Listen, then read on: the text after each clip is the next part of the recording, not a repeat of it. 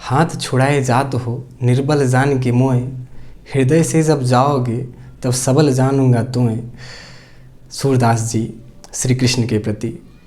बात क्या है कि एक बार सूरदास जी, ऐसी किंवदंती है कि कहीं कुएं में गिर गए थे और ठहरे श्री कृष्ण के भक्त और बुला रहे हैं किसी को, प्रार्थना कर रहे हैं, तो कोई आया, निकाला हाथ देके, और जब बाहर निकले उतने में ही सूरदास जी पहचान गए कि मेरे प्रभु हैं। उनके हाथ पकड़ते ही उनको आभास हो गया, लेकिन जब लगे कहने कि प्रभु आप ही हैं, और इतने में श्री कृष्ण छटक के भागे छुड़ा के हाथ। तब उन्होंने कहा कि हाथ छुड़ा के जात हो निर्बल जान के मोए, हृदय से जब जाओगे तब सबल जानूंगा तुम्हें। यानी इस समय तो निर्बल जान के मुझसे हाथ छुड़ा के चले जा रहे हो, जब मेरे हृदय से निकलो तब जानूंगा कि कितने बड़े बलवान हो।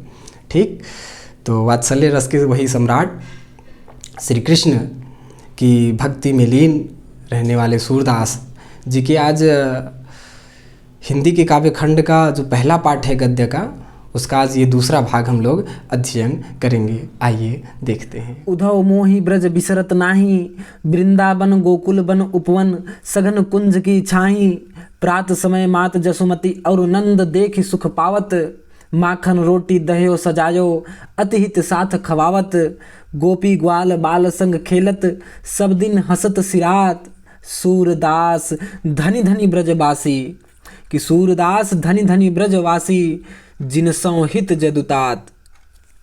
प्यारे बच्चों, क्या है, संकेत डाल लेंगे, संदर्भ क्या है, फिर उसके बाद संदर्भ डालेंगे। संदर्भ वही पहले वाला रहेगा। फिर से बता देता हूं कि प्रस्तुत पंक्तियां या प्रस्तुत पद या प्रस्तुत पद्यांश, प्रस्तुत पद भी लिख सकते हो, कि प्रस्तुत पंक्तियां हमारी पाठ्य पुस्तक हिंदी के काव्य खंड में संकलित पद नामक शीर्षक से उद्धृत है, जो कि सूरदास जी द्वारा रचित सूर सागर से लिया गया है। ठीक, प्रसंग, प्रसंग क्या है, ये प्रसंग डाल लोगे आप लोग, तो प्रसंग क्या हो जाएगा कि प्रस्तुत पद में श्री कृष्ण उद्धव से बात करते हुए अपनी मनोदशा व्यक्त कर रहे हैं। उद्धव से बात करते हुए अपनी मनोदशा व्यक्त कर रहे हैं। और प्यारे बच्चों, व्याख्या डाल लेंगे आप लोग, व्याख्या लिखेंगे क्या कि सूरदास जी कहते हैं कि उद्धव से ब्रज की बातें सुन अपनी मनोदशा का वर्णन करते हुए श्री कृष्ण कह रहे हैं कि हे उद्धव, मोहि मुझसे ब्रज बिसरत नाही। ब्रज का अर्थ ब्रज है, बिसरत का मतलब भूलना नहीं, कि भूलते नहीं बन रहा, कि हे उद्धव, मुझसे ब्रज की यादें भूली नहीं जाती, मुझे बार बार ब्रज की यादें आती हैं, और वहाँ की वो वृंदावन गोकुल वन, वहाँ के बाग बगीचे, उपवन बाग बगीचे, सघन कुंज की छाई, वे घने कुंज, छोटे छोटे पौधों से घिरा हुआ सघन कुंज, छोटे छोटे जो पौधे होते हैं, लताएं होती हैं, वही कि छोटे छोटे पौधों से घिरे हुए वे कुंज की छां हमें याद आती रहती हैं। प्रात समय मात जसुमती, की सुबह होते समय माता यशोदा और नंद बाबा देखी सुख पावत। इस वाले में दो भाव निहित हैं। क्या, एक भाव श्री कृष्ण के लिए, कि श्री कृष्ण अपने लिए भी कह रहे हैं कि माता यशोदा, यानी सुबह होते ही, सुबह समय माता यशोदा और नंद बाबा को देखकर सुख अत्यधिक यानी आनंद पावत, आनंद की प्राप्ति होती थी। कि सुबह सुबह क्या होता था जानते हो उदय, कि सुबह सुबह होते ही मैं माता यशोदा और नंद बाबा को देखकर अत्यंत प्रसन्न होता था। यहाँ पर यह भी भाव है कि सुबह सुबह मुझे माता यशोदा और नंद बाबा देख के अत्यधिक सुख या हर्ष का अनुभव करते थे। ठीक है, दोनों भाव भी लिख सकते हो, दोनों में से कोई एक। ठीक, और माखन रोटी दह्यो सजाई, कि सुबह सुबह ही माता माखन रोटी और दही रोटी, कभी माखन रोटी कभी दही रोटी सजाकर, अतिहित बड़े ही प्रेम के साथ सजाकर हमको खिलाती थी। कि माता यशोदा माखन रोटी, दही रोटी बड़े ही प्रेम के साथ सजाकर मुझे खिलाती थी। यानी बड़े ही प्रेम भाव के साथ रोटी में मक्खन लगा के, कभी दही लगा के जो है कि हम मुझे खिलाती थी। और गोपी ग्वाल बाल संग खेलत, वहाँ गोपियों और ग्वाल बालाओं के साथ खेलते हुए सब दिन हंसत सिरात, पूरा दिन हंसते हुए खेलते हुए सिरात बीत जाया करता था। हे उद्धव, ये सारी बातें मुझे याद आती हैं। और अंत में सूरदास जी क्या कह रहे हैं कि धनी धनी ब्रजवासी, कि सूरदास जी कहते हैं कि धन्य है। धनी धनी 2 बार शब्द का प्रयोग है। अर्थ क्या है? धन्य है, मतलब उन पर कृपा है प्रभु की, वे इतने भाग्यशाली हैं। ठीक, यहाँ पे पुनरुक्ति प्रकाश अलंकार है कि सूरदास जी कहते हैं कि धन्य है व्रज के विवासी, जिन सौ हित, कि जिनके हित चाहने वाले जदुतात, संसार के स्वामी, संसार के पिता स्वयं श्री कृष्ण हैं। कि जिनके हित चाहने वाले त्रैलोक्य के स्वामी स्वयं श्री कृष्ण हैं, वे कितने धन्य हैं ब्रज के वासी। ठीक, कि वे धन्य हैं ब्रज के वासी, जिनके हित चाहने वाले, हित करने वाले स्वयं श्री कृष्ण हैं। ठीक यार बच्चों, इसकी व्याख्या हो गई। और काव्यगत सौंदर्य, काव्यगत सौंदर्य में पूरा वही रहेगा कि क्या भाषा ब्रज और छंद, गेय पद, फिर उसके बाद रस क्या है, इसमें रस श्रृंगार रस है। ठीक, इसमें रस श्रृंगार रस, और फिर उसके बाद अलंकार। अलंकार इसमें हम लोग यहाँ पे ब्रज विसरत बवड़ की आवृत्ति यहाँ पर हम लोग देख लिए हैं।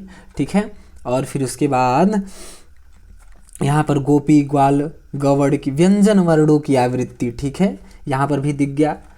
और फिर उसके बाद और दिख ही जाएगा अनुप्रास है, और एक और है क्या कि धनी धनी पुनरुक्ति प्रकाश अलंकार। ठीक है, और प्यारे बच्चों आगे देखते हैं।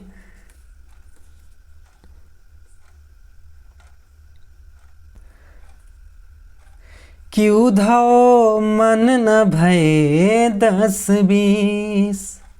क्या है उद्धव को, उद्धव स्वयं समझाने गए हैं, उद्धव समझाने गए हैं गोपियों को, और गोपियाँ स्वयं ही समझा दे रही हैं उद्धव को कि उद्धव मन न भये 10-20, एक हुतो सो गयो श्याम संग को और राधे ईस, इंद्र शिथिल भई के सो बिन ज्यों देहु बिन शीस, आशा लागी रहत तन श्वासा जिव ही कोटि बरीस, तुम तो सखा श्याम सुंदर के, कि हे उद्धव तुम तो सखा श्याम सुंदर के, सकल जोग के ईस, सूर हमारो नंद नंदन बिनु और नहीं जगदीश।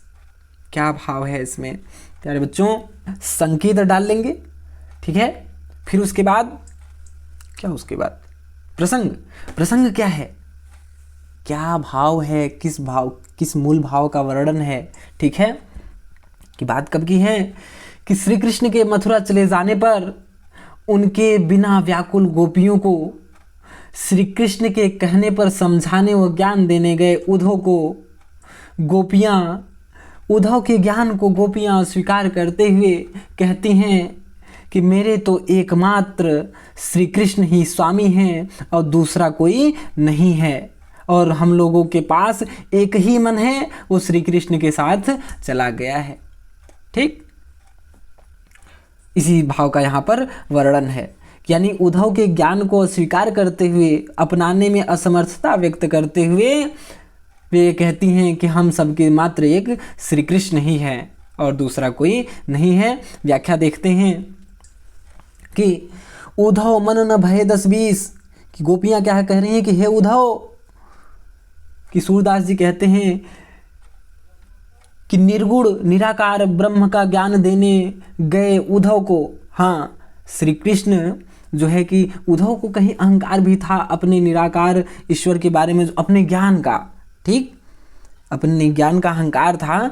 तो एक भाव ये भी था भेजने का उद्धव को कि जाओ गोपियों को समझा के आओ कि वो झूठे हमारे वियोग में पागल हैं, हमारे आने की राह देखती रहती हैं, श्री कृष्ण कर रही होती हैं। जाओ थोड़ा उन लोगों को समझा दो कि श्री कृष्ण अब आने वाले नहीं हैं और वो कोई भगवान नहीं है।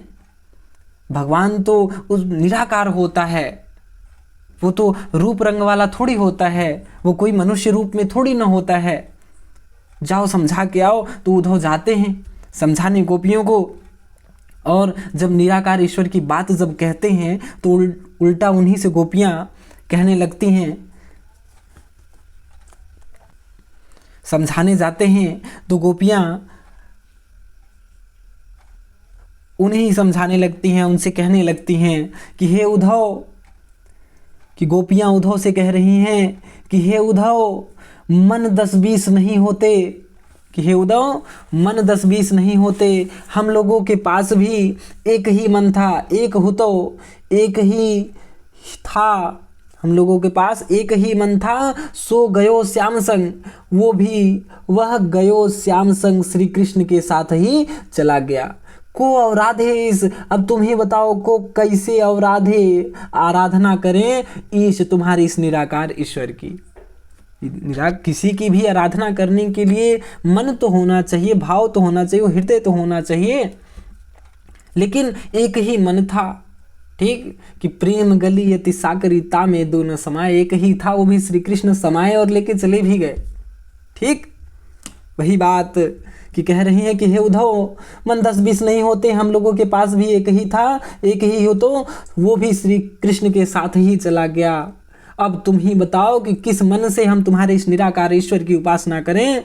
इंद्र शिथिल, की पूरी इंद्रियां शिथिल हो गई हैं, निष्क्रिय हो गई हैं, काम ही नहीं कर रही हैं, भय हो गई हैं, केशव बिनु, श्री कृष्ण के बिना, कि उस श्री कृष्ण के बिना ये पूरी इंद्रियां हम लोगों की एकदम शिथिल हो गई हैं, निष्क्रिय हो गई हैं। हालत जानते हो कैसी है इंद्रियों की, हम सबकी, ज्यों देहु बिन शीस, जिस प्रकार से देह बिना शीश के होता है, बिनु शीश, बिना शीश के शरीर होता है, बिना सिर के शरीर होता है।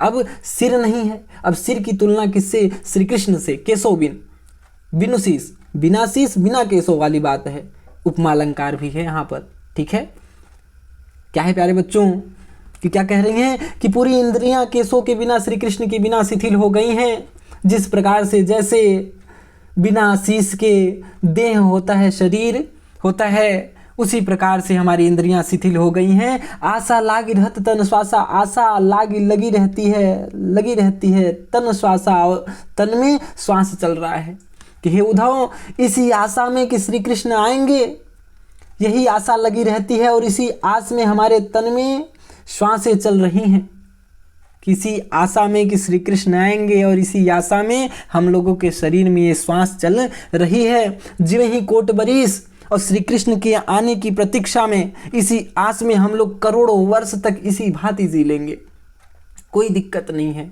कि बिना स्थिति ऐसी है कि बिना सिर के शरीर वाली बात है, जैसी स्थिति है, फिर भी उनके आने की राह देखते देखते एक आशा है, इस आशा में हम लोग करोड़ों वर्ष तक जी लेंगे।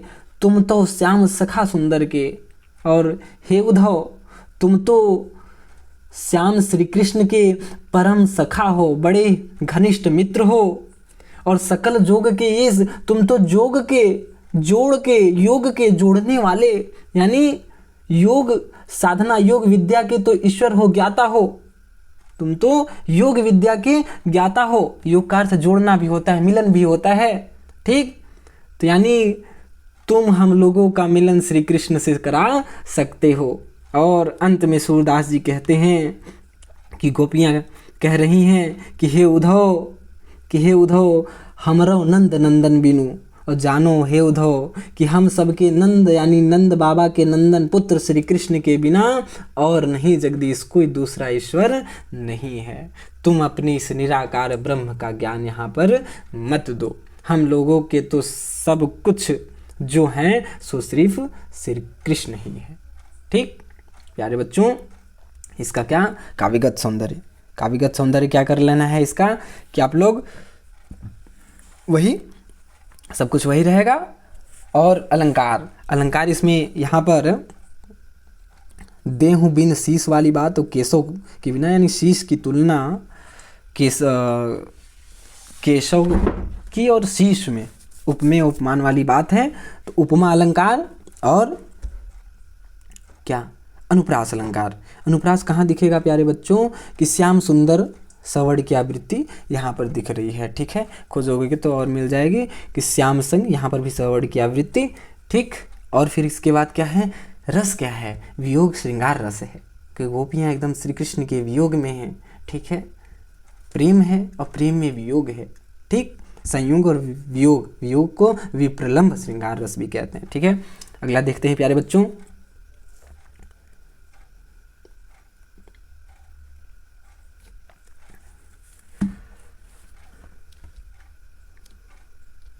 उधौ जाहु तुम ही हम जाने, उधौ जाहु तुम ही हम जाने, श्याम तुम्हें यहाँ को नहीं पठियो, तुम हो बीच भुलाने, ब्रज नारिन सो जोग कहत हो, बात कहत न जाने, बड़े लोग न विवेक तुम्हारे, ऐसे भय अयाने, हम सौ कहिलई, सुनो, हम सौ कहिलई हम सही कह, जिय गुनु लेहु सयाने, कहाँ अबला कहाँ दशा दिगंबर, मस्ट करो पहचाने, साँच कहो तुमको अपनी सौ, सही सही बता रही हूँ कि साँच कहो तुमको अपनी सौ, बूझती बात निदाने, सूर श्याम जब तुम ही पठियो, तब नई कहूँ मुस्काने। क्या बात है प्यारे बच्चों, देखो कि क्या इसका संकेत डाल लेना है पहले, ठीक, कि क्या संकेत डाल लेना है पहले, फिर उसके बाद प्रसंग, संदर्भ तो वही चलेगा प्रसंग। प्रस्तुत पद में निर्गुण ब्रह्म का ज्ञान देने गए उद्धव से गोपियाँ बड़ी तार्किक बातें कहती हैं, ठीक, उसी का यहाँ पर वर्णन है। अब क्या कह रही हैं कि सूरदास जी कहते हैं कि गोपियाँ उद्धव से कह रही हैं कि हे उद्धव, तुम अब जाओ, अब चले जाओ, हम सब तुम्हें पहचान गए हैं। कि अब हम सब तुम्हें पहचान गए हैं कि क्या, कि श्री कृष्ण ने तुमको यहाँ के लिए, कि क्या श्याम श्री कृष्ण तुमको यहाँ के लिए नहीं पठियो भेजा है, कि श्री कृष्ण ने तुमको यहाँ के लिए नहीं भेजा है, तुम हो बीच भुलाने, तुम कहीं बीच में भुलाकर यहाँ चले आए हो, तुम कहीं बीच में रास्ता भटक गए हो और फिर यहाँ भटक के चले आए हो, तुम्हें यहाँ पर श्री कृष्ण ने नहीं भेजा है। और ब्रज नारिन सो जोग कहत हो, कि ब्रज की नारियों के लिए योग की बात करते हो, योग साधना की बात करते हो, वो बड़ा कठिन होता है। योग साधना बड़ा कठिन होता है, उसमें पूरे शरीर को खपा देना होता है, ठीक। योग साधना की पद्धति बड़ी कठिन होती है। कि ब्रज नारियों सो जोग कहत हो, कि ब्रज की नारियों के लिए योग की बातें करते हो, या ऐसी बातें करते हुए तुम्हें लज्जा नहीं आती है, कि हे उद्धव ऐसी बातें करती तुम्हें लज्जा नहीं आती, बड़े लोग न विवेक तुम्हारे, कि कैसे बड़े लोग हो किंतु तुम्हारे पास विवेक नहीं है, ऐसे अज्ञानी बने हुए हो, अयानी का अर्थ है अज्ञानी, कि ऐसे अज्ञानी बने हुए हो। और सुनो हे उद्धव, और सुनो, जिय गुण लेहु सयाने, जिय मतलब हृदय में, गुण लेहु विचार कर लो, सयाने की हे सयाने, सयाना का मतलब समझदार, कि भली प्रकार से सोच विचार लो, कि मन में हे उद्धव भली प्रकार से सोच विचार लो, समझ लो। हम सब कह लई हम सही गए, कि ऐसी बातें हमसे कह लिए, हम लोगों से यहाँ पर कह लिए, हम लोग इस बात को सह लिए जो श्री कृष्ण को भूलकर निराकार ईश्वर की उपासना की जो बातें कर रहे हो, ठीक, ऐसी बातें हम सब कह लिए, हम लोगों से कह लिए, हम लोग सह लिए। लेकिन ये बात याद रखना, किसी दूसरे से अब जाके कहीं इस ब्रज में किसी दूसरे गोपी से ऐसी बातें मत करना, ठीक, नहीं तो तुम्हारी खैर नहीं है। कहोगे सर लिखा कहाँ है? बेटा संकेत में, जैसे कि किसी को भी चेतावनी दोगे कि हमसे ऐसी बातें कर लिए, इसके बाद तो बताओगे ना, वही बात है। कहाँ अबला कहाँ दिशा दिगंबर, और कहाँ हम लोग अबला नारी, कि कहाँ हम लोग अबला नारी, और कहाँ तुम्हारे दिगंबर का अर्थ होता है जिनकी दिशाएं हैं, वस्त्र हो, ठीक है, जिनका न रूप हो, न आकार हो, न रंग हो, ठीक है, इन आकृति हो, तो वही निराकार ईश्वर वाली बात, उन्हें दिगंबर कहा गया। दिक प्लस अंबर, दिशाएं ही जिनका वस्त्र हो, कि कहाँ हम लोग अबला नारी, और कहाँ तुम्हारे निराकार ईश्वर की नग्न अवस्था मस्ट करो पहचाने, अब हम तुमको पहचान गए। या इसको पहले कर लेना कि अब चुप रहो, मस्ट का अर्थ है कि चुप रहो, ठीक, मस्ट करो चुप रहो पहचाने, कि अब हम सब तुम्हें पहचान गए, कि हम लोग कहाँ अबला नारी और कहाँ तुम्हारे निराकार ईश्वर की नग्न अवस्था। और एक बात अंत में, निदाने का अर्थ है अंत में, कि सूरदास जी कहते हैं कि गोपियां अंत में पूछती हैं कि हे उद्धव बूझती बात, एक बात अंत में निदाने कि बूझत यानी पूछना, एक बात अंत में एक बात पूछ रही हूँ, क्या साच कहो तुमको अपनी सौन, कि तुमको अपनी सौगंध है, सौ का मतलब सौगंध, कि तुमको अपनी सौगंध सही सही बताना, कि अंत में एक बात पूछ रही हूँ, तुमको अपनी सौगंध है सही सही बताना, क्या जब श्याम यानी श्री कृष्ण तुमको पठयो भेजा, जब श्री कृष्ण ने तुमको यहाँ भेजा तो नैकहु का मतलब है नचिको, थोड़ा सा भी मुस्काने, क्या मुस्कुराए थे। क्या कह रही हैं कि सूरदास जी कहते हैं कि अंत में गोपियाँ कहती हैं कि हे उद्धव एक बात अंत में तुमसे एक बात पूछ रही हूँ, तुमको अपनी सौगंध है सही सही बताना, कि क्या जब श्री कृष्ण तुमको यहाँ पठयो भेज रहे थे तब क्या नैको जरा सा मुस्कुराए थे, वो निश्चय ही तुमसे मजाक कर रहे थे, ठीक है, तुम्हारा उपहास कर रहे थे, ठीक है प्यारे बच्चों। अब क्या है इसका काव्यगत सौंदर्य, काव्यगत सौंदर्य डाल लेंगे कि अलंकार क्या है, साहित्य इतनी बातें हैं वियोग में, ठीक है, श्री कृष्ण जो है कि श्रृंगार रस है, ठीक, अलंकार क्या है, अनुप्रास, ठीक है, तुम लोगों को कहीं और दिखेगा तो बताना, सूर श्याम सवर्ण की आवृत्ति यहाँ पर दिख रही है, तो जो है कि अनुप्रास है, बूझती बात निदाने बवड़ की आवृत्ति यहाँ पर भी है, ठीक, और जो ठीक है प्यारे बच्चों अगला देखते हैं। निर्गुण कौन देश को बासी, मधुकर कही समझाई सौह दे, बूझती साच नहासी, को है जनक कौन है जननी, कौन नारी को दासी, कैसे बरन भेष है कैसो, कि रसमय अभिलाषी, पाओगे पुण्य क्यों आपनो, ज्योरे करोगे गासी, सुनत मौन होए रहे बावरो, सूर सभय मतिनासी। क्या है कि संकेत डालेंगे, संदर्भ वही पूर्वत प्रसंग, कि प्रसंग क्या है इसमें, प्रस्तुत पद में गोपियां उद्धव से निराकार ब्रह्म के बारे में बड़ी ही तार्किक बातें पूछती हैं।